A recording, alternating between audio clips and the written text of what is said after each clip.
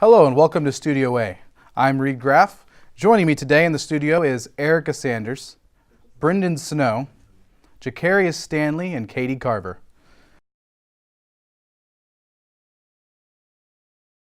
A new internet-based radio station in San Marcos is looking to broaden its horizons. The station is already involved in the community and is looking for more ways to serve its audience. Jacarius Stanley has more on the story. KZSM is located in downtown San Marcos, and the station is looking forward to having an FCC broadcasting license in the near future. KZSM is a volunteer radio station in downtown San Marcos where locals can host their own radio show. Although the station has its own requirements for show pitches and practices, the station doesn't have to follow FCC regulations because they do not own a license. They instead broadcast over the internet, which has its own benefits. It reaches a worldwide audience. I mean, anywhere where you can get an internet signal in the world, you can tune us in.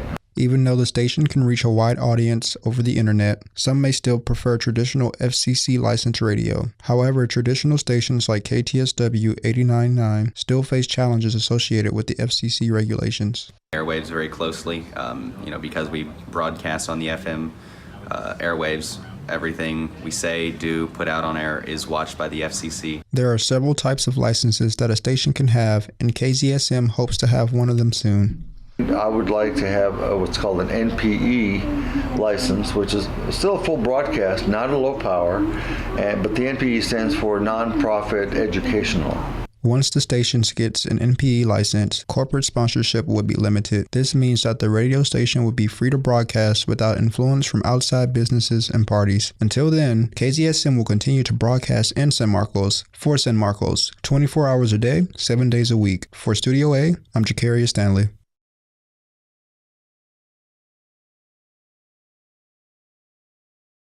The Calaboose Museum has been in operation since 1997 and works to preserve the rich African American culture in the city of San Marcos. The museum is run by volunteers and usually open on Saturdays or by appointment. And this museum has held so many memories. At first, it was Hays County's first jail. Then it transformed into a USO hall.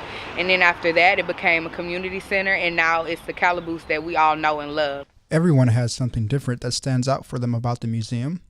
It could be the Klansman suit they have on display or the sheet music that they have from the famous guitarist Eddie Durham. The significance of the building is different for each person. It's very important for African Americans and for all groups to preserve their history. And without this museum, we would have lost a tremendous amount of Black history here. So we do preserve and display and interpret the history of African Americans in this community. The Calaboose still has a jail, but it's off limit for visitors. This museum is just one of the little known gems right here in the city of San Marcos, and I recommend for anyone to go and check it out while they're here. For Studio A, I'm Jacarius Stanley.